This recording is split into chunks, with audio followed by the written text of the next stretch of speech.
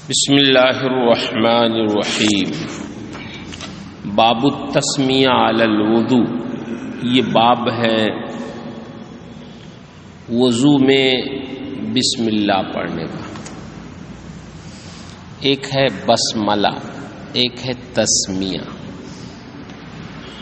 دونوں میں فرق ہے۔ بسملہ کہتے ہیں بسم اللہ، اور تسمیہ کہتے ہیں بسم اللہ پڑھنے کو۔ بسم اللہ کا ذکر کرنا کہیں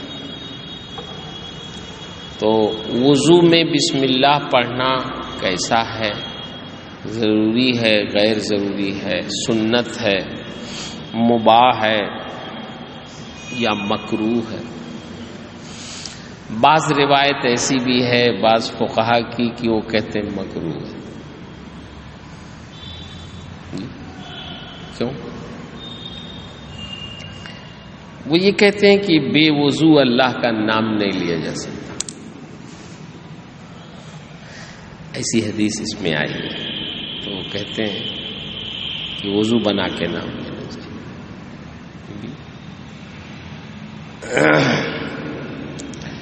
لیکن اس طرح کی احادیث منسوخ ہے، حدیث میں اس طرح کی احادیث ملتی ہیں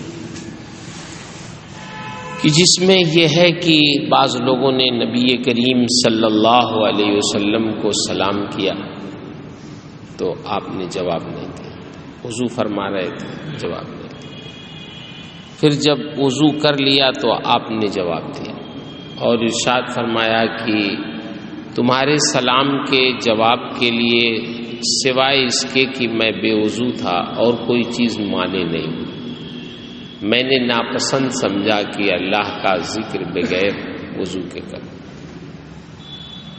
تو اسی سے بعض اصحاب ظواہر نے لیا ہے، امام مالک کی طرف بھی منسوب کیا ہے اس روایت کو، کہ وہ کہتے ہیں کہ سلام سے زیادہ بڑا اللہ کا ذکر بسم اللہ ہے نا۔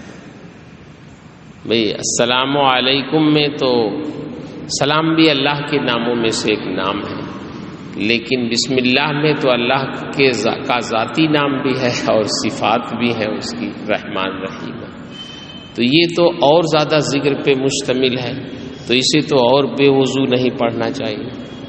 تو اگر آدمی بے وضو ہے تو وضو سے پہلے پڑھے گا تو ان کے بقول مکروہ۔ لیکن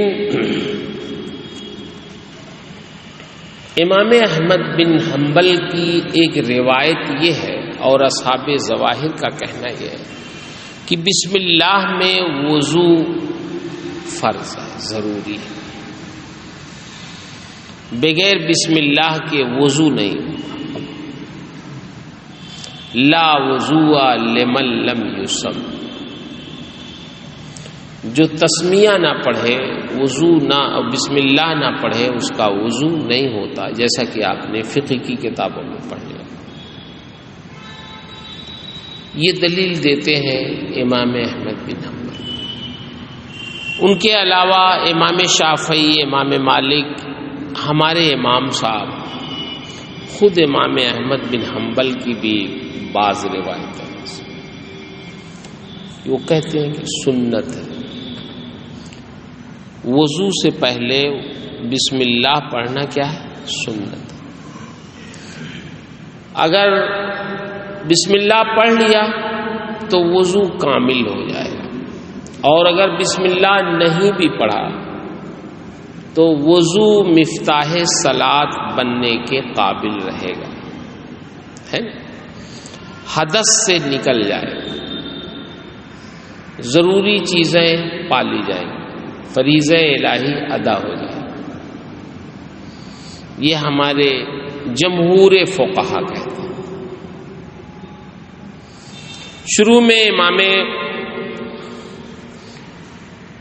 طحاوی نے امام احمد بن حنبل ہی کا مذہب ذکر کیا ہے، اور انہی کے موافقت میں وہ حدیث بھی پہلے ذکر کی ہے، جیسا کہ ان کی عادت ہے کہ پہلے انہی کا مذہب ذکر کرتے ہیں جو جس سے راضی نہیں ہوتے. تو اس میں دلیل وہی حدیث دی ہے لا وضوء لمن لم یسم یا لا وضوء لمن لم یذکر اسم اللہ ہے نا. تو مختلف سندوں سے اس کو ذکر کیا. تو پہلے وہ آپ ملا لیں, پھر اب اس کے بعد جواب تو آپ نے کچھ پڑھ لیا ہے اور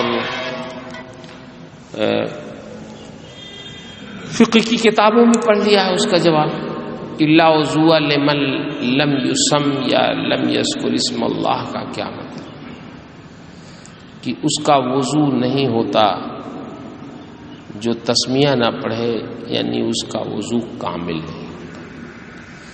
یہاں نفس وضو کی نفی نہیں ہے بلکہ کس کی نفی ہے؟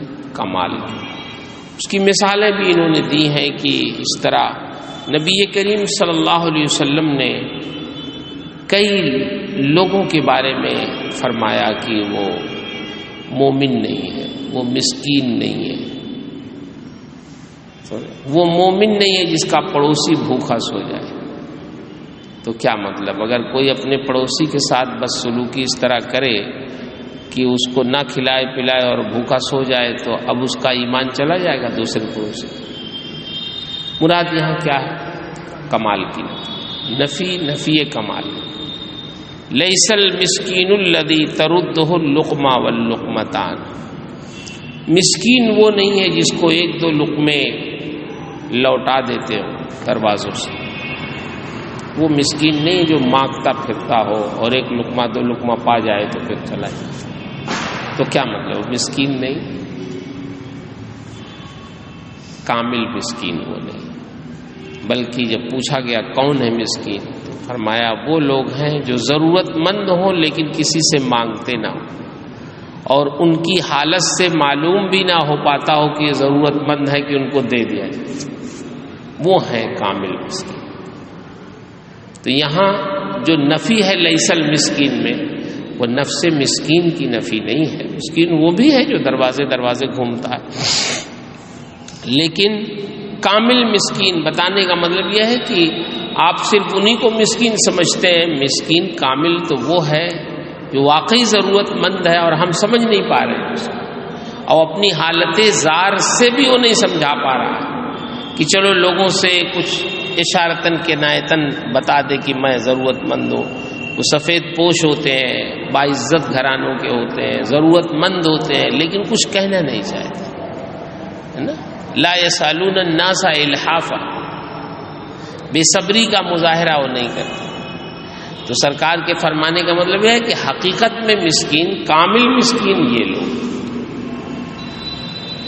اس طرح وضو میں بھی یہی ہے کہ جو بسم اللہ نہ پڑھے اس کا وضو نہیں ہوگا, مطلب یہ کامل نہیں.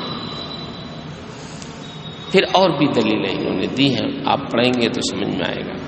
فقہ میں تو آپ نے بس اتنا ہی پڑھ لیا کہ نفی کمال, لیکن جو مثالیں انہوں نے دی ہیں یہ انہی کا حصہ ہے. چلیے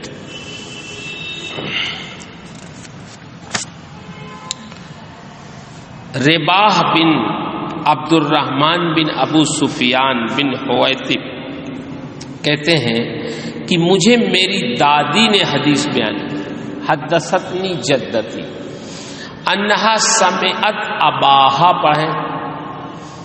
ہاں, کسی کو محدثین نے راجح قرار دیا. میری دادی نے اپنے باپ سے سنا. دادی کا نام تو نہیں ذکر کیا, ان کی دادی بھی صحابیہ تھی. اس میں نام دیا ہے اسما بنت سعید بن زید بن عامر, اسما نام تھا. انہوں نے اپنے باپ سے سنا, تو ان کے باپ کون ہوئے؟ سعید. سمجھ یہ کیا سنا؟ یقول سمیت رسول اللہ صلی اللہ علیہ وسلم یقول لا صلاۃ لمن لا وضو له, اس کی نماز نہیں جس کا وضو نہیں. ولا وضو لمن لم یذکر اسم اللہ علیہ, اور اس کا وضو نہیں جو اللہ کے نام کو یاد نہ کرے. وضو کی بات. اس حدیث کو کئی سندوں سے امام طحاوی نے ذکر کیا ہے، سمجھ رہے ہیں؟ ہاں، حضرت ابو ہریرہ کی بھی روایت ذکر کی ہے، عن ابن ثوبان عن ابی ہریرہ عن النبی صلی اللہ علیہ وسلم، یعنی ان کی دادی کے علاوہ حضرت ابو ہریرہ سے بھی روایت ہے۔ فذهب قوم الى من لم يسمى على وضوء الصلاة فلا يجزيه وضوء، تو کچھ لوگ گئے ہیں، کچھ لوگ سے مراد امام احمد بن حنبل اور اصحاب ظواہر۔ امام احمد بن حنبل بھی اپنے ایک قول کے مطابق کہ جس نے نماز کے وضو کے لیے تسمیہ نہیں پڑھا تو اس کے لیے اس کا وضو کافی نہیں ہوگا۔ واحتجوا فی ذلک بہذہ الاثار، اور انہی حدیث سے انہوں نے دلیل پیش کی، لا وضوء لمن لم یذکر اسم اللہ سے۔ وخالفهم فی ذلک آخرون فقالوا من لم یسمی علی وضوئہ فقد اساء وقد طہر بوضوئہ ذلک۔ دوسرے لوگ مراد یہاں جمہور فقہا ہیں، سارے ائمہ ہیں، بلکہ امام احمد بن حنبل بھی ہیں ایک روایت کے مطابق۔ فقالوا من لم یسم، تو انہوں نے یہ کہا کہ جو اپنے وضو میں تسمیہ نہ پڑھے فقد اساء، تو اس نے برا کیا، سنت کی مخالفت کی تو اساءت کیا۔ وقد طہر بوضوئہ ذالک، اور وہ اپنے اس وضو سے کیا ہو جائے گا؟ پاک ہو جائے گا، حدث سے نکل جائے گا، پاکی حاصل ہو جائے گی بغیر تسمیہ پڑھے گا۔ اچھا، واحتجوا فی ذلک بما حدثنا، اس میں ایک حدیث حضرت عبداللہ ابن مسعود سے مروی ہے نا، وہ حدیث ذکر نہیں کی گئی ہے اس میں نا، ہاں محشی نے اس میں ذکر کیا، اور بڑی پیاری حدیث ہے عبداللہ ابن مسعود کی۔ میں آپ کو سناتا ہوں تو شاید وہ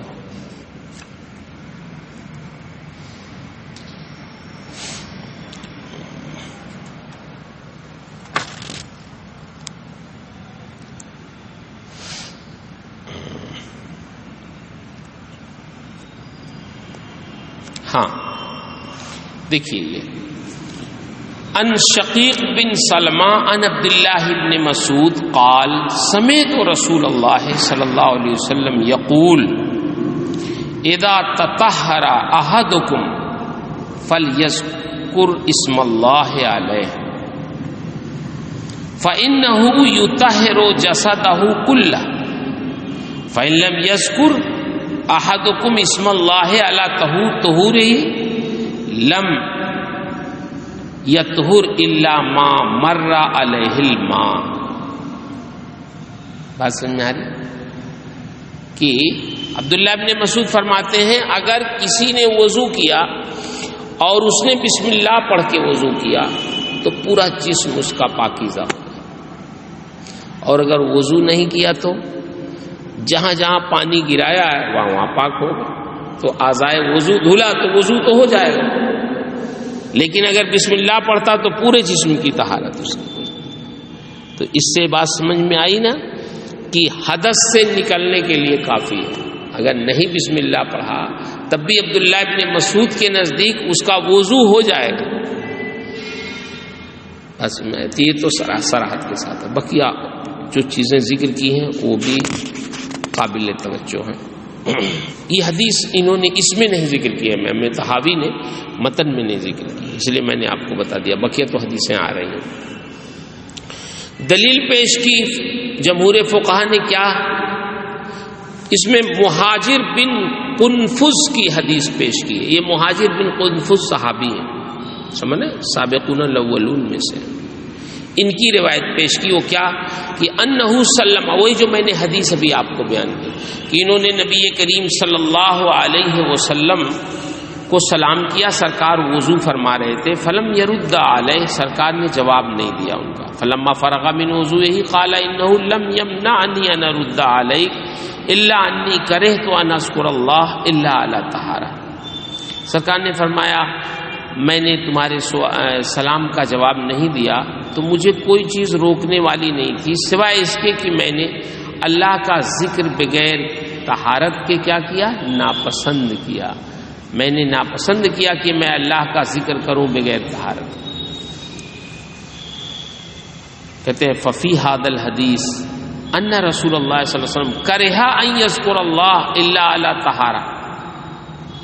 تو اس حدیث میں ہے کہ سرکار نے ناپسند کیا کہ بغیر طہارت کے اللہ کا ذکر کریں اور سلام کا جواب دیا اس وضو کے بعد کہ جس وضو سے آپ پاک ہو گئے، یعنی پاک ہونے کے بعد جواب دیا. سمجھ رہے ہیں؟ ففی ذلک دلیل انہ قد توضأ قبل ان یذکر اسم اللہ. تو اس میں تو دلیل ہے اس بات کی کہ اللہ کا ذکر کرنے سے پہلے آپ نے وضو کیا، پہلے وضو کیا پھر اللہ کا ذکر کیا. سمجھ رہے؟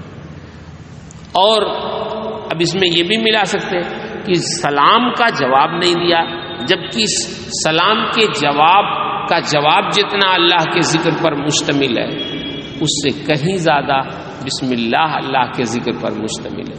تو جب سرکار کسی کے سلام کا جواب پسند نہیں کرتے بغیر وضو کے، تو بغیر وضو کے اللہ کا ذکر یعنی بسم اللہ کیسے پسند کریں گے؟ اسی بنیاد پہ بعض لوگوں نے کہا کراہت ہے. نہیں، بے وضو اگر ہے تو وضو سے پہلے بسم اللہ پڑھنا کیا ہے؟ مکروہ ہے، کراہت ہے. یہ کہ آواز بہت زیادہ تو نہیں کہ ادھر بھی جاتی ہے. لوگ کہیں گے 10-20 بچوں کو پڑھا رہے ہیں اور ماں اتنا شور مچا رہے ہیں. وہ تیز تو نہیں آواز. اچھا، مطلب باہر نہ جائے، باہر کی ضرورت تو نہیں ہے نا، آپ ہی لوگوں کو نہ سننا ہے. چلیے، لیکن آپ کو بتا دیں کہ یہ حدیث منسوخ ہے.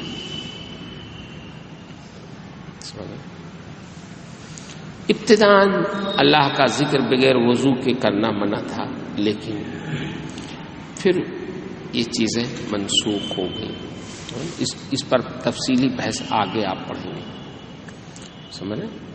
ہاں، کہ وہ ہے نا کہ یا ایھا الذین آمنوا اذا قمتم الی الصلاۃ فاغسلوا وجوہکم، کہ جب تم نماز کا ارادہ کرو تب وضو کرو. تو وضو کرنا کب ضروری ہوا؟ نماز کے لیے. اس کا مطلب یہ ہوا کہ غیر نماز کے لیے وضو ضروری نہیں، ذکر و اذکار کے لیے وضو ضروری نہیں. پھر اس میں دلیلیں بھی پیش کی کہ سرکار ام المومنین نے ارشاد فرمایا کہ سرکار ہمیشہ اللہ کا ذکر کرتے تھے، احیانا کل حین، ہر وقت اللہ کا ذکر کرتے رہتے تھے. یعنی وضو بے وضو ہر حال میں اللہ کا ذکر آپ کرتے رہتے تھے. پھر یہ ہے کہ کچھ حدیث وہ بھی ذکر کی کہ سرکار جنابت کی حالت میں تھے، سرکار نے کھانا کھایا اور بسم اللہ پڑھ کے کھانا کھایا. تو ظاہر بات ہے بسم اللہ تو کیا آپ نے کھانے کے لیے، اللہ کا ذکر تو کیا. تو یہ حدیث منسوخ ہے. سمجھ رہے؟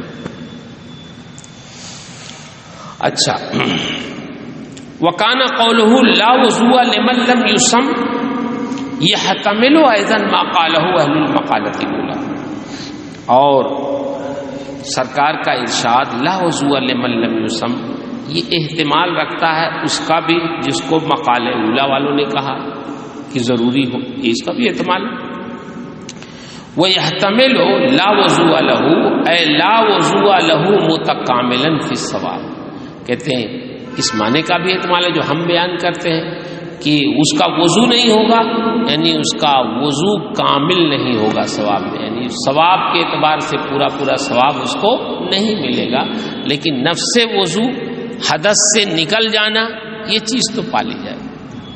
سمجھ؟ آگے چل کے آخر میں انہوں نے ایک مثال بھی دی ہے، ابھی ہم بتا دیتے ہیں آپ کے سمجھنے کے لیے کہ جیسے نماز کے شرائط ہیں بہت ساری، تو ایک شرط وضو بھی ہے، طہارت. ایک شرط ستر عورت بھی ہے. تو فرض کر لیں کسی نے ستر عورت تو کر لیا، کپڑا پہن لیا اور بسم اللہ نہیں پڑھا اور نماز پڑھا ستر عورت کر کے شرمگاہ چھپا کے، تو نماز ہوگی کہ نہیں؟ بولیے، ایک کپڑا پہنا لیکن بسم اللہ پڑھ کے نہیں پہنا، ہو جائے گی نا؟ کیوں بھائی؟ ستر عورت ضروری تھا تو وہ نماز کی شرائط میں سے جو شرط تھی وہ پالی گئی، تو ایسے ہی طہارت ضروری ہے، وضو ضروری ہے، تو وضو کی حقیقت پالی گئی تو وضو پا لیا گیا۔ اب رہ گئی بات بسم اللہ نہیں پایا گیا تو جو ثواب ملتا وضو کا وہ نہیں ملا، بس اتنے ہوا، لیکن مفتاح صلاۃ بننے کے لائق کیا ہے ہو گیا۔ جیسے بغیر تسمیہ کے اگر ستر عورت کسی نے کر لیا تو نفس فریضہ کیا ہو جائے گا؟ ادا ہو جائے گا۔ ایسے ہی بغیر تسمیہ کے اگر بسم اللہ نہیں پڑھا اور وضو کر لیا تو اس کا وضو بھی فریضے کی حد تک کیا ہو جائے گا۔ کہتے ہیں کہ یعنی بتانا یہ چاہتے ہیں کہ یہاں کمال کی نفی ہے، نفس وضو کی نفی نہیں ہے، بلکہ وضو کامل کی نفی ہے۔ وہ کہتے ہیں اس طرح حدیث میں مثالیں موجود ہیں، جیسے کما قال لیس المسکین الذی ترده التمر والتمرتان واللقمہ واللقمتان، مسکین وہ نہیں ہے کہ جس کو ایک کھجور دو کھجور ایک لقمہ دو لقمہ لوٹائے، ہے نا، اس دروازے جائے اس دروازے جائے، ایک لقمے کے لیے دو لقمے کے لیے گھومتا پھرتا ہو، وہی مسکین نہیں ہے۔ تو کیا مطلب؟ سرکار فرماتے وہ مسکین نہیں ہے، تو نفس مسکین کی نفی کی آپ نے، کہتے فلم یرید بذالک انہ لیس بمسکین، ہے نا، خارج من حد المسکن یا خارج من حد المسکن کلہ، اس سے یہ مراد نہیں لیا کہ وہ ایسا مسکین نہیں ہے جو حد مسکنت سے خارج ہو، کہ وہ مسکین ہی نہ ہو، یہ مراد نہیں لیا کہ اس پر صدقہ کرنا حرام ہو جائے، یہ مراد نہیں ہے اس سے۔ وَإِنَّمَا أَرَادَ بِذَلِكَ أَنَّهُ لَيْسَ بِالْمِسْكِينِ الْمُتَكَامِلِ، یہ مراد لیا کہ یہ کامل مسکین نہیں، یہ مطلب نہیں کہ وہ مسکین نہیں کہ اس کو مت دو لقمہ ایک لقمہ دو لقمہ صدقہ مت کرو اس کو، یہ مطلب نہیں ہے، مطلب یہ دیکھو کامل مسکین نہیں۔ کہتے ہیں مراد یہ لیا کہ یہ کامل مسکین نہیں ہے مسکنت میں، الذی لیس بعد درجتہ فی المسکنہ درجہ، کہ جس کے مرتبے کے بعد مسکنت میں کوئی درجہ نہ ہو، ہے نا، یہ فرمائے کہ بھائی یہ مت سمجھو کہ یہی آخری درجے کا مسکین ہے، ایسی بات نہیں ہے، بلکہ اس سے اعلیٰ درجے کے کیا ہیں؟ مسکین ہیں، کہ جو ضرورت مند ہوتے ہیں لیکن اپنی ضرورت کسی دروازے پہ جا کے بیان نہیں کرتے۔ صحابہ نے پوچھا بھی یا رسول اللہ پھر کون ہے مسکین؟ تو آپ نے یہی ارشاد فرمایا کہ جو اپنی ضرورت بیان نہ کرے اور پھر اس کی علامات سے کچھ پتہ بھی نہ چلتا ہو کہ ضرورت مند ہے کہ اس کو دیا جا سکے۔ بات سمجھ میں آ رہی؟ نیچے بھی وہی ہے، لیس المسکین بالطواف، گھومنے سے مسکین نہیں ہوتا ہے جس کو ایک دو کھجور لوٹا دے ایک دو لقمہ لوٹا دے۔ قالوا فمن المسکین، لوگوں نے کہا حضور پھر مسکین کون ہے؟ قال الذی یستحی ان یسأل ولا یجد ما یغنی ولا یفتن له فیوتا، ارشاد فرمایا کہ جو حیا کرتا ہو سوال کرنے سے مانگنے سے، یعنی مانگتا نہ ہو حیا کی وجہ سے، بہت حیا والا شخص ہو، اور کوئی چیز ایسی پاتا بھی نہ ہو جو اس کو بے نیاز کر دے، غنی بنا دے، کھانے پینے کی کوئی چیز بھی نہیں ہے لیکن حیادار اتنا ہے کہ وہ کسی سے کہنا بھی نہیں چاہتا، ولا یفتن لہ، اور سمجھا بھی نہ جاتا ہو کہ یہ مسکین ہے، فیوتا کہ اس کو کچھ دیا جائے، ہے نا، یعنی اپنی حالت بھی ایسی اچھی خاصی بنایا ہے کہ اس کی حالت سے بھی نہیں سمجھ میں آتا کہ مسکین ہے۔ جیسے بہت سارے اچھے گھرانوں کے ضرورت مند لوگ ہوتے ہیں کہ وہ کچھ کہتے تو نہیں لیکن واقعی ضرورت مند ہوتے ہیں، ان کو دینے کی ضرورت ہوتی ہے، ایسے لوگوں کو دینا چاہیے، تلاش کے دینا چاہیے۔ وہ بڑے بڑے پرانے گھرانوں خوددار گھرانوں کے لوگ ہوتے ہیں، شریف ہوتے ہیں، کچھ کہہ نہیں سکتے کسی سے، ایسے لوگوں کی مدد کرنا چاہیے، یہ مطلب ہے اس حدیث کا، سمجھنا۔ تو جو نفی ہے لیس المسکین سے، وہ نفس مسکین کی نفی نہیں ہے بلکہ کمال کی نفی ہے، کامل مسکن۔ اچھا چلیے، ابھی حضرت ابو ہریرہ کی بھی روایت ہے، اس میں انہوں نے بھی اس حدیث کو روایت کیا۔ وَكَمَا قَالَ، ملا عبارت ملی، وَكَمَا قَالَ جی،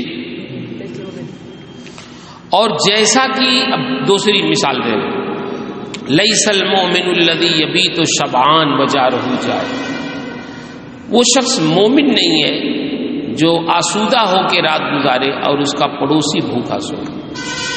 کیا مطلب بولیے؟ وہ مومن ہی نہیں، کامل مومن نہیں، یہی۔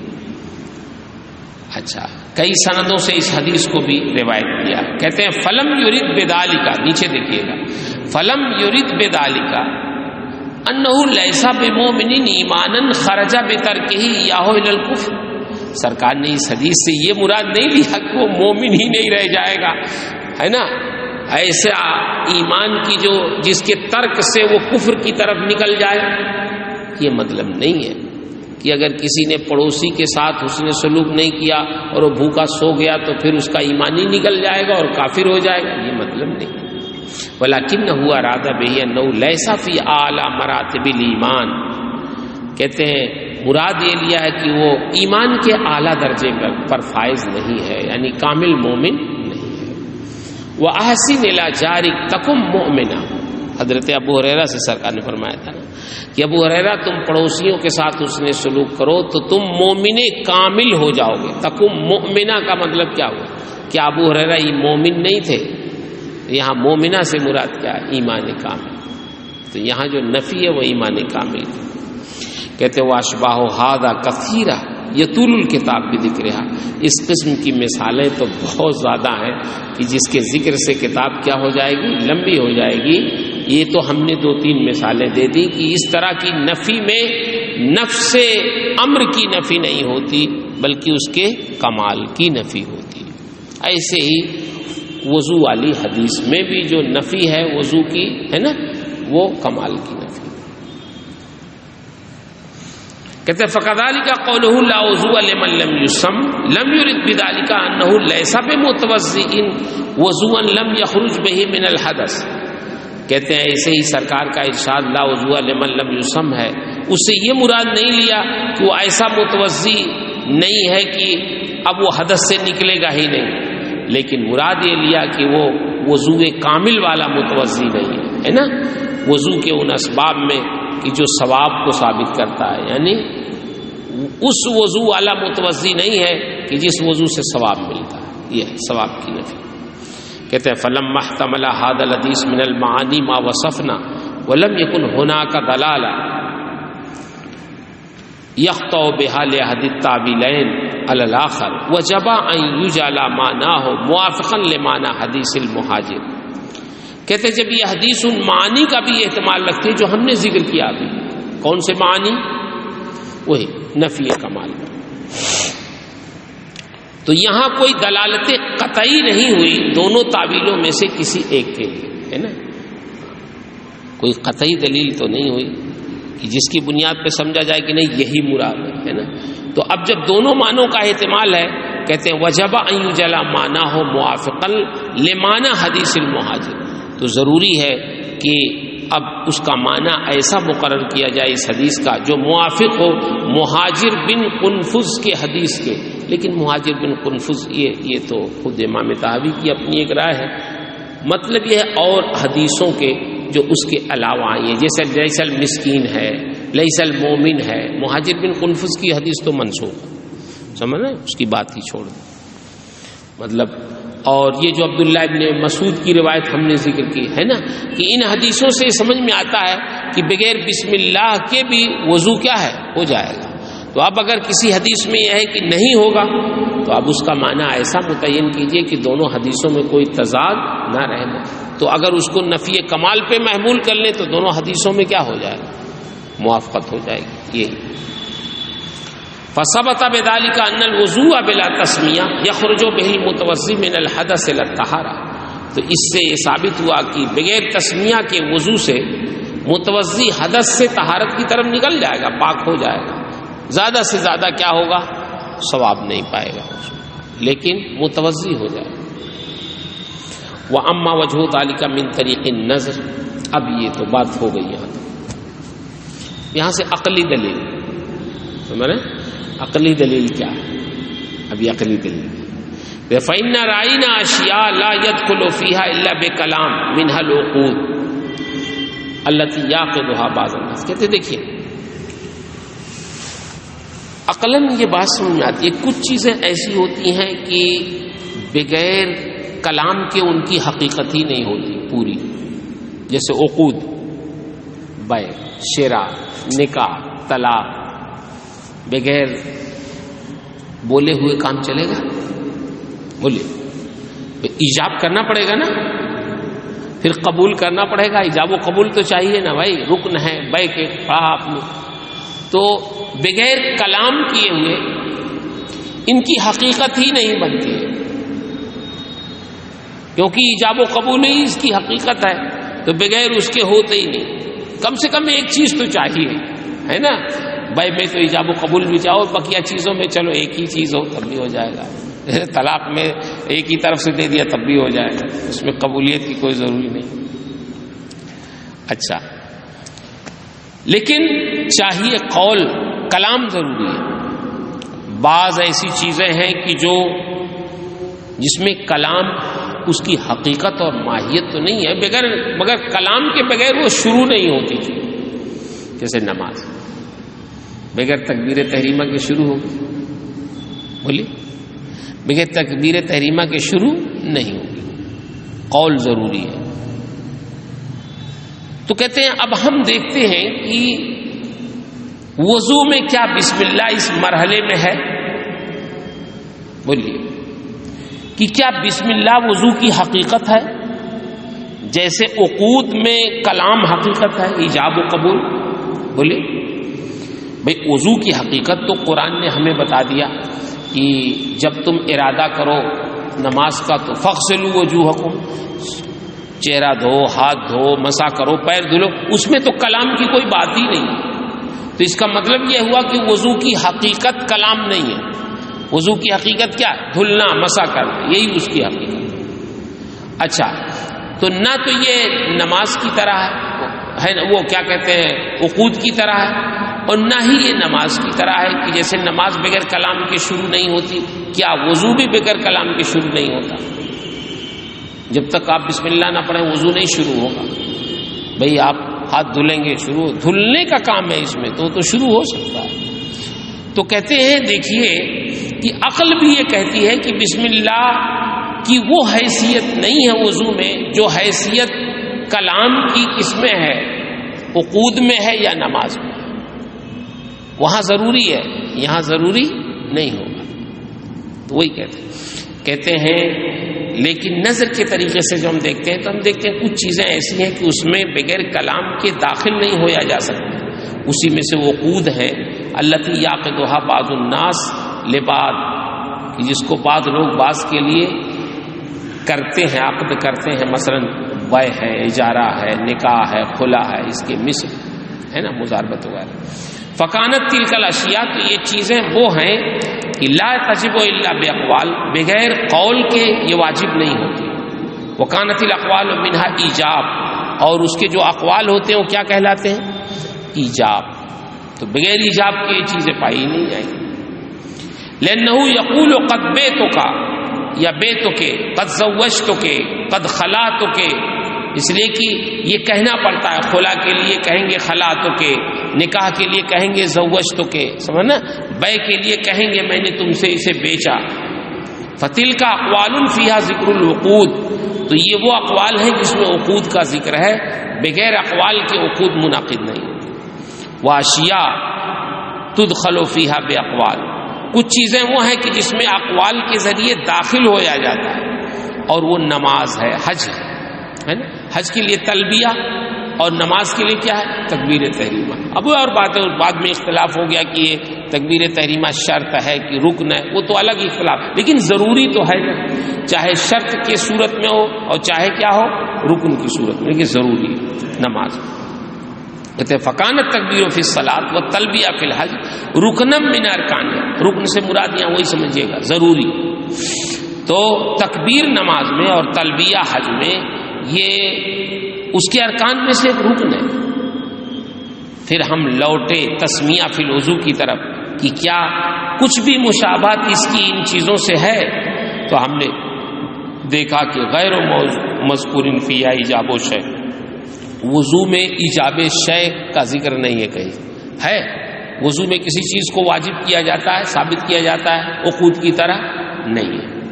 کما کان فی النکاح والبیوع، جیسے کہ نکاح اور بیوع میں ہوتا ہے کہ وہاں ایجاب کی ضرورت ہے، کہنے کی ضرورت ہے، وضو میں اس کی کوئی ضرورت نہیں. فخرجت التسمیہ لذلک من حکم ما وصفنا، تو تسمیہ اس کی وجہ سے ان چیزوں کے حکم سے خارج ہو گئی جس کو ہم نے بیان کیا. یعنی یہ بیوع اور عقود میں سے یہ نہیں ہے اور نہ ہی نماز کے ارکان میں سے. کہتے ہیں وَلَمْ تَكُنِ التَّسْمِيَةُ أَيْضًا رُكْنًا مِنْ أَرْكَانِ الْوُضُوءِ، اور تسمیہ ارکان وضو میں سے کوئی رکن بھی نہیں ہے، جیسا کہ تکبیر رکن ہے ارکان صلاۃ میں سے، اور جیسے تلبیہ رکن ہے کس میں سے؟ حج کے ارکان میں سے. فخرج أيضًا بذلك حکم من حکم التکبیر والتلبیہ، تو تکبیر اور تلبیہ کے حکم سے بھی تسمیہ کا حکم کیا ہو گیا؟ خارج ہو گیا. فبطل بذلك قول من قال انه لا بد منها في الوضوء كما لا بد من تلك الاشياء فيما يعمل فيه. تو اس کی وجہ سے اس شخص کا قول باطل ہو گیا جو یہ کہتے ہیں کہ وضو میں بھی تسمیہ ایسے ہی ضروری ہے جیسے ان چیزوں میں ضروری ہے، مثلا نماز میں ضروری ہے. سمجھ رہے ہیں؟ ہاں. تو کہتے ہیں کہ نماز میں جیسے ارکان ضروری ہوتے ہیں، سمجھ رہے ہیں، بس تکبیر تحریمہ جیسے ضروری ہے نماز میں، یا کیا کہتے ہیں حج میں تلبیہ ضروری ہے، تو اگر وہ اس طرح کہیں تو ان کا یہ کہنا باطل ہے، اس لیے کہ وضو میں اس درجے کا مسئلہ نہیں ہے، نہ اس میں ایجاب ہے اور نہ ہی یہاں وہ چیزیں رکن میں سے ہے تسمیہ. بات ختم ہو گئی، سمجھ میں آ گئی بات؟ جی. اب ایک چیز یہ ایک سوال کا جواب دے رہے ہیں نا، سوال بھی ہے جواب بھی ہے. سوال یہ ہے کہ چلیے اچھا مانتے ہیں بھائی یہ رکن نہیں ہے، یہ شرط نہیں ہے، فرض نہیں ہے، لیکن کسی ایسے سے ضروری ہو جائے. جیسے مان لیجئے ذبیحہ جب آپ کرتے ہیں تو ذبیحہ میں اصل تو ذبح کرنا مقصد ہوتا خون نکل جانا اس کا، ہے نا، لیکن ذبیحہ کے لیے بسم اللہ پڑھنا ضروری ہے کہ نہیں؟ بولیے. ارے نہیں کہہ رہے ہاں؟ اللہ کا نام لینا ضروری ہے کہ تب بسم اللہ کا مطلب کیا؟ ارے رحمان الرحیم نہیں پڑھا جاتا ہے، کیا بسم اللہ اللہ اکبر تو پڑھا جاتا ہے نا، تب کیوں گردن ہلا رہے؟ بھائی اگر قصدن کوئی اللہ کا نام چھوڑ دے گا بسم اللہ پڑھنا تو اس کا ذبیحہ ہوگا؟ ہمارے نزدیک تو نہیں ہوگا. امام مالک کے نزدیک، امام شافعی کے نزدیک قصدن بھی چھوڑ دے گا تو کہتے ہیں کہ ہر مومن کے دل میں اللہ کا نام ہے. تو معترض کا کہنا یہ ہے کہ ذبیحے میں جیسے بسم اللہ پڑھنا ضروری ہے، اب وہ چاہے رکن ہو، شرط ہو، کیا نہ ہو، اس سے بحث نہیں ہے، وہ آپ جانیں. ذبیحے میں بھی تو کوئی مسئلہ نہیں ہوتا کہ وہ وقود میں سے نہیں ہے اور رکن میں سے نہ ہو، لیکن کسی نہ کسی حیثیت سے ضروری تو مانتے ہیں نا کہ ذبیحہ حلال نہیں ہوگا اگر قصدن چھوڑ دیا بسم اللہ. تو ایسے وضو میں بھی مان لیجیے بسم اللہ ضروری ہو جیسے ذبیحے میں ضروری ہے. یہ معترض کا اعتراض ہے. اچھا اعتراض ملا لیجیے پھر جواب پڑھتے ہیں. کہتے ہیں فَإِنْ قَالَ قَائِلٌ فَإِنَّا قَدْ رَأَيْنَا الذَّبِيحَ لَا بُدَّ مِنَ التَّسْمِيَةِ عِنْدَهَا. ذبیحے کے وقت تسمیہ ضروری ہوتا ہے، ہم دیکھتے ہیں. ومن ترک ذلک متعمدا لم توکل ذبیحۃ، جس نے قصدن ذبیحے پر بسم اللہ چھوڑ دیا تو اس کا ذبیحہ کھایا بھی نہیں جائے گا. فالتسمیۃ ایضا علی الوضوء کذالک، تو تسمیہ بھی وضو کے لیے ایسے ہی ہو جائے کہ جیسے بغیر تسمیہ کے ذبیحہ حلال نہیں ہوتا، ایسے ہی بغیر تسمیہ کے وضو بھی جائز نہ ہو۔ قیل له ما ثبت فی حکم النذر ان من ترک التسمیہ علی الذبیحہ متعبدا انہا لا توکل لقد تنازع الناس فی ذلک۔ کہتے ہیں پہلی بات تو یہ ہے کہ آپ اگر یہ کہتے ہیں کہ اگر تسمیہ چھوڑ دیا تو ذبیحہ جائز نہ ہو، یہ خود مختلف فی مسئلہ ہے۔ شوافع کے نزدیک تو قصداً بھی کوئی چھوڑ دے تب بھی جائز کھا سکتا ہے، کیونکہ وہ ہر مومن کے دل میں وہ اللہ کا نام ہے، وہ کہتے ہیں۔ تو اس مسئلے پر شوافع کی بنیاد پر تب تو اب آپ کا جواب ہو گیا کہ جیسے ذبیحے کے لیے ضروری نہیں ہے ویسے بسم اللہ وضو کے لیے بھی کیا ہے، ضروری نہیں۔ تو امام شافعی کے مذہب پہ تو ہمیں کچھ نہیں کرنا۔ ہاں ہمارے امام صاحب کے نزدیک ذبیحہ قصداً اگر ذبیحے کے وقت بسم اللہ نہیں پڑھا تو نہیں ہوگا، تو اب ان کے مسلک پر ہم دلیل دیتے ہیں۔ جی بات سمجھ میں آ رہی؟ پہلے تو وہی جواب دے رہے ہیں جو امام شافعی والا ان کے مذہب کہتے ہیں۔ جواب میں کہا جائے گا کہ عقلاً جو بات ثابت ہوئی کہ جس نے تسمیہ ذبیحے پر چھوڑ دیا قصداً کہ وہ نہیں کھایا جائے گا، لقد تنازع الناس فی ذلک، اس بارے میں تو خود لوگوں کا اختلاف ہے۔ فقال بعضهم توکل وقال بعضهم لا توکل، بعض لوگوں نے کہا کھایا جائے گا، بعض لوگوں نے کہا نہیں کھایا جائے گا۔ فاما من قال توکل فقد کفینا البیان لقوله، تو جو کہتے کھایا جائے گا تب تو اب ہماری دلیل کافی ہے اس کے لیے۔ بولیے کہتے ہیں جیسے اس میں ضروری نہیں اس میں وضو میں بھی ضروری نہیں، بات ہو گئی۔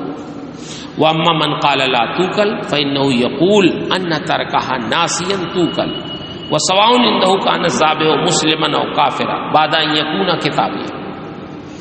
جو لوگ یہ کہتے ہیں نہیں کھایا جائے گا تو وہ یہ کہتے ہیں کہ مگر وہ یہ بھی کہتے ہیں کہ اگر بھول کر چھوڑ دیا بسم اللہ تو توکل تو کھایا جائے، بھول کے زبان کرنے کے وقت بھول گیا بسم اللہ پڑھنا تو کھایا جائے، چاہے ذابح مسلم ہو یا کتابی کافر ہو۔ جیسے مسلمان بھول جائے، ایسے ہی کتابی بھی اگر بھول جائے تو اس کا ذبیحہ کیا ہو جائے، جائز۔ سمجھ کتابی کا مسئلہ آتا ہے تو معلوم نہیں کیوں تھوڑا سا اب ادھر لوگ تھوڑا، خاص کر میں سمجھتا ہوں جو لوگ کتابی ہندوستان میں چونکہ کم ہے نا، عیسائی وغیرہ یہودی، تو بہت سارے فقہا بھی یہ کہتے ہیں کہ وہ بدل گئے۔ تو بدلے تو سرکار کے زمانے میں بھی تھے، یحرفون الکلم مواضع، بولیے تحریف تو قرآن سے ثابت ہے نا کہ انہوں نے توریت بدل دیا، انجیل بدل دیا، تو محرف تو اس زمانے میں بھی تھا، اللہ کی کتابیں تو محرف تھیں، پھر بھی ان کا ذبیحہ کیا قرآن نے حلال کہا، بولیے قرآن نے، ہاں ان سے شادی بیاہ قرآن نے حلال کیا۔ اسی لیے جب روم فتح ہوا تو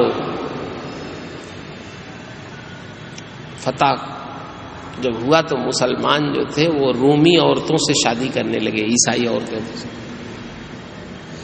تو جنہوں نے فتح کیا تھا غالباً حضرت عمرو بن عاص تھے، انہوں نے خط لکھا حضرت عمر کو کہ یہ تو بڑا مسئلہ ہو گیا، روم فتح ہوا اور مسلمان دھڑا دھڑ سب شادی کر رہے ہیں، کہہ رہے ہیں کہ یہ کتابی ہے، کتابیوں سے شادی جائز ہے۔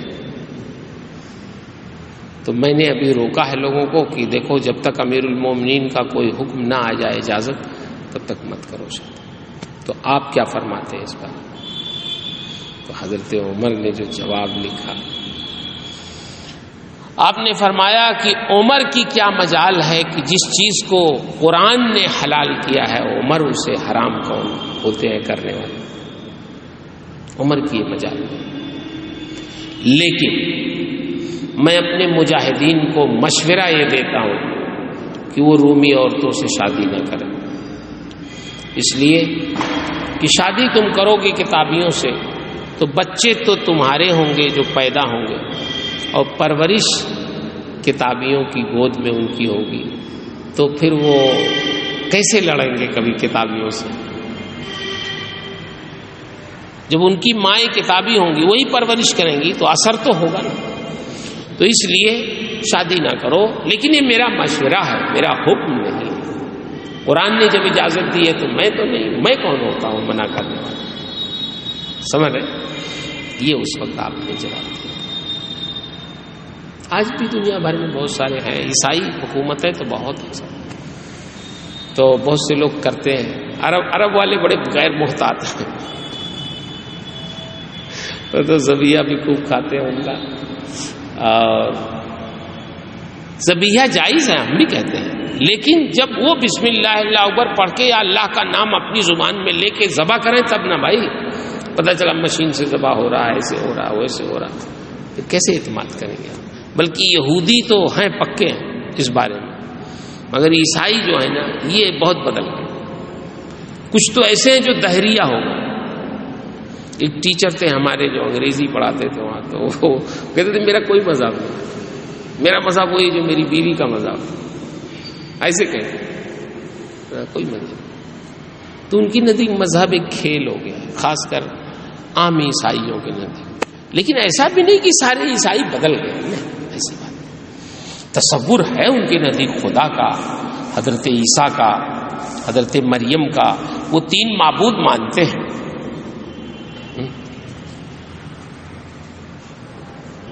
خدا کو گاڈ کہتے ہیں. چرچ بناتے ہیں، سنیچر کو اتوار کو اس میں جاتے ہیں، اپنے گناہوں کی معافی مانگتے ہیں، توبہ کرتے ہیں. تو ایک تصور تو ہے خدا کا، ایسا نہیں دہریہ. بلکہ آپ کے ہندوستان کی حکومت کا کوئی مذہب نہیں، جمہوری حکومت کا کوئی مذہب نہیں، سمجھ؟ لیکن وہاں حکومت کا بھی مذہب ہے. یہاں کسی نوٹ پہ لکھا رہتا ہے کہ میں بھگوان پہ ایمان رکھتا ہوں یا خدا پہ بھروسہ رکھتا ہوں یا گاڈ کچھ رکھتے، نوٹ پہ کچھ نہیں. وہاں کے ہر ڈالر پہ، ہر پیسے پر یہ لکھا رہتا ہے کہ میرا خدا پہ بھروسہ ہے. کیا ہے؟ ان گاڈ وی ٹرسٹ، ہمارا خدا پہ بھروسہ. دیکھیں شاید میرے پاس ہو تو میں دکھاؤں آپ کو، معلوم نہیں ہوگا. ہے ایک منٹ، دیکھیے یہ ڈالر ہے، لکھا ہے نا. دیکھیے یہ حکومت کا مذہب ہے، لکھا ہوگا ان گاڈ وی ٹرسٹ. دیکھیے $1 پہ بھی لکھا ہے، $5 پہ بھی لکھا ہے. میری جیب میں اتفاق سے تھا، رکھے رہتے ہیں. کبھی کبھی جاؤ تو ایئرپورٹ وغیرہ پہ پانی وانی پینا ہوتا ہے تو پانی خریدنا رہتا ہے، کچھ کام آ جاتا ہے. ایئرپورٹ وغیرہ پہ دنیا کے یہ وہاں کے صدر ہیں سب لکھا. ہاں وہ الگ الگ صدر کا لکھا ہے. ادھر کیا لکھا ہوگا؟ کیا ہے؟ لنکن. 100 تک بس ہاں 100 سے بڑا نوٹ نہیں.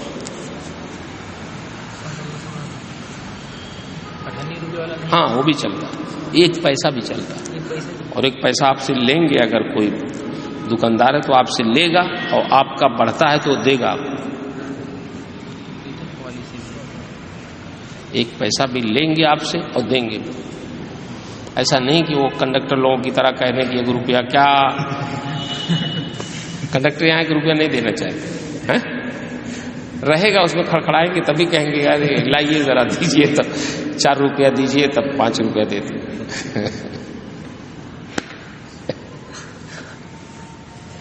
نیت 1 روپے بھی خراب ہو جاتا. سمجھ رہے؟ اب دیکھیے تھوڑا آپ کو سمجھائیں کہ ذبیحے میں جو بسم اللہ، چلیے امام صاحب کے مذہب پہ بات کر رہے ہیں کہ ذبیحے کے لیے بسم اللہ کیوں ضروری ہے. جی اصل میں ذبیحے کے لیے بسم اللہ اس لیے ضروری ہوتا ہے کہ یہ معلوم ہونا چاہیے کہ جو شخص ذبح کر رہا ہے وہ کس مذہب کا ماننے والا ہے. سمجھ رہے؟ وہ مطلب مومن ہے کہ نہیں, اللہ پہ ایمان رکھتا ہے کہ نہیں رکھتا. تو اگر مومن ہے, سمجھ رہے ہیں, تب تو صحیح ہے. اگر کتابی ہے تو حکمن ذبیحے کے بارے میں وہ بھی مانا جاتا ہے, حکمن مومن ذبیحے کے بارے میں, کیونکہ اس کے دل میں بھی اللہ کا تصور تو ہے, مشرک نہیں, اللہ کا ایک تصور ہے.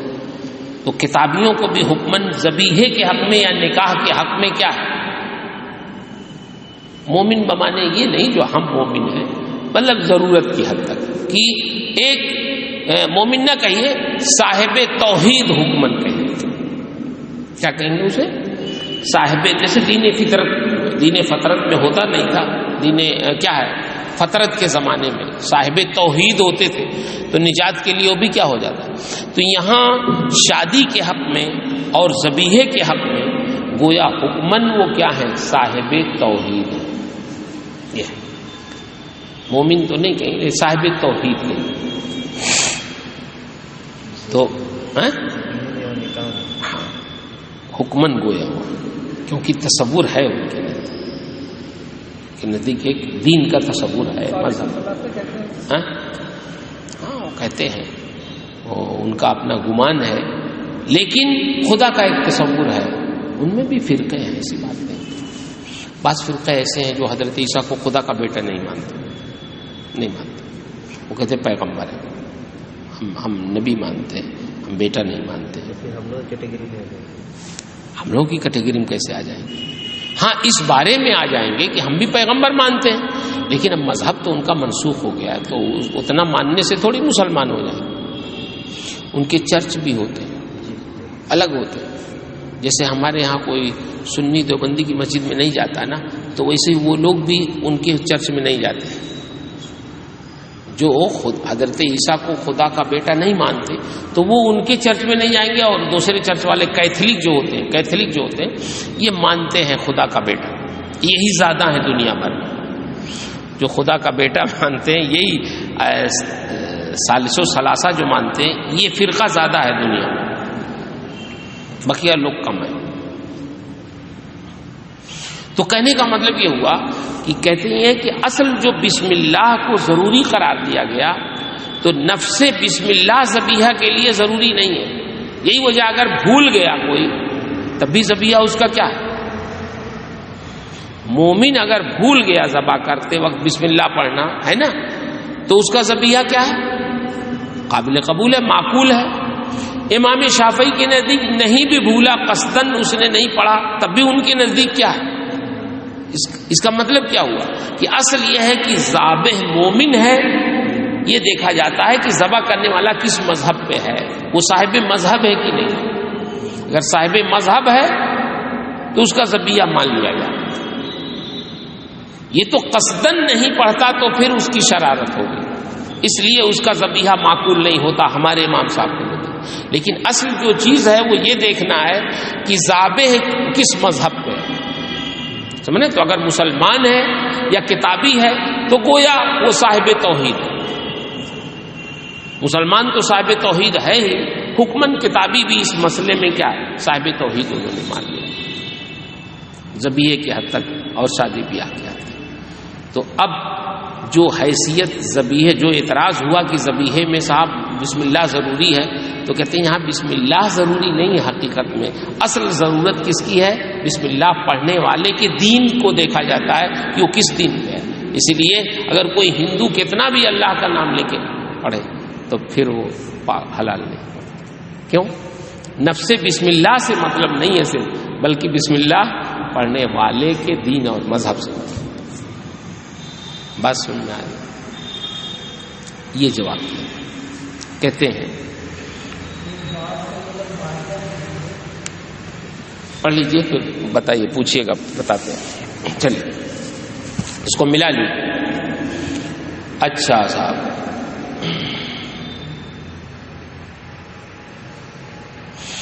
فجعلت تسمیۃ ہاہنا فی قول من اوجبها فی الذبیحہ انما ہی لبیان الملہ. تو تسمیہ یہاں اس شخص کے قول کے مطابق جس نے ذبیحہ میں تسمیہ کو واجب قرار دیا، جیسے ہمارے امام صاحب. تو یہ مذہب کے بیان کرنے کے لیے ہے، ملت کے، کہ جو بسم اللہ پڑھ رہا ہے وہ صاحب ملت ہے کہ نہیں. فَإِذَا سَمَّ الذَّابِحُ، تو جب ذابح نے تسمیہ پڑھ دیا تو سارت ذبیحتہ من ذبائح الملت المعقولہ ذبیحتہ. تو جب بسم اللہ پڑھ دیا تو اس کا ذبیحہ ان ذبیحوں میں سے ہو گیا، ہے نا، اس مذہب کے ذبیحوں میں سے ہو گیا کہ جس مذہب کا ذبیحہ کیا ہے، معقول ہے، کھایا جاتا ہے. یہ وَإِذَا لَمْ يُسَمَّ، اور جب تسمیہ نہیں پڑھا تو جو علت من ذبائح الملل التي لا تُوكَلُ ذبائح، تو اب اس کا ذبیحہ گویا اس مذہب کا ذبیحہ ہو گیا کہ جس کے ذبائح نہیں کھائے جاتے. بات سمجھ. وَالتَّسْمِيَةُ عَلَى الْوُضُوءِ لَيْسَتْ لِلْمِلَّةِ انما هي مجعولة لذکر علی سبب من اسباب الصلاۃ. اور وضو میں جو تسمیہ پڑھا جاتا ہے تو کیا مطلب؟ مذہب دیکھنے کے لیے پڑھا جاتا ہے. بولیے، وضو میں تو تبرک کے لیے پڑھا جاتا ہے، وضو میں ثواب کی نیت سے برکت حاصل کرنے کے لیے. اس لیے کہ وضو کون بناتا ہے؟ وضو تو مومن ہی بنائے گا. وضو وہی بنائے گا جو نماز جس کو پڑھنا ہے، سمجھ رہے ہیں. لیکن ذبیحے کا مسئلہ کیا، کوئی بھی ذبح کر سکتا ہے. تو وہاں بسم اللہ اس لیے ضرور رکھا گیا ہے کہ یہ معلوم ہو جائے کہ یہاں کرنے والا ایسے مذہب کا ہے کہ جس کا ذبیحہ کھایا جا سکتا ہے. تو دونوں میں فرق ہے نہیں، کوئی بتا. فرائنا من اسباب الصلاۃ الوضو، تو کہتے ہیں اصل میں یہاں وضو بحیثیت اسباب صلاۃ میں سے ہے، شرط صلاۃ میں سے. تو ہم نے وضو کو اور ستر عورت کو، ہے نا، نماز کے اسباب میں دیکھا. اب یہ کہہ رہے، دیکھیے اب تھوڑا سا آگے بڑھ رہے ہیں. یہ وضو اسباب صلاۃ میں سے ایک سبب ہے، جیسے ستر عورت اسباب صلاۃ میں سے ایک سبب ہے. تو ستر عورت اگر کسی نے کیا اور بسم اللہ نہیں پڑھا تو فریضہ تو ادا ہو جائے گا. بھئی شرمگاہ چھپ گئی تو نماز ہو جائے گی. بسم اللہ نہیں بھی پڑھا لباس پہننے کے وقت تو اس سے فرق نہیں پڑے گا. کہتے ہیں فکان من ستر عورتہ لا بتسمیۃ لم یضرہ ذلک، تو جس نے اپنی شرمگاہ کو چھپا لیا بغیر تسمیہ کے تو اس کا چھپانا بغیر تسمیہ کے اس کو ضرر نہیں پہنچاتا. فالنظر علی ذلک ان یکون من تطہر ایضا لا بتسمیہ لم یضرہ. تو کہتے ہیں ایسے ہی عقل کہتی ہے کہ جس نے پاکیزگی حاصل کی یعنی وضو کیا بغیر تسمیہ کے تو اس کو بھی بغیر تسمیہ کا وضو ضرر نہ پہنچائے، یا بغیر تسمیہ کے تسمیہ نہ پڑھنا یہ ضرر نہ پہنچائے. جیسے ستر عورت بغیر تسمیہ کے ہو جاتی ہے ایسے ہی وضو بغیر تسمیہ کے کیا ہے، ہو جائے. هذا قول ابی حنیفہ و ابی یوسف و محمد. ہاں کیا کہہ رہے ہیں حضرت صاحب؟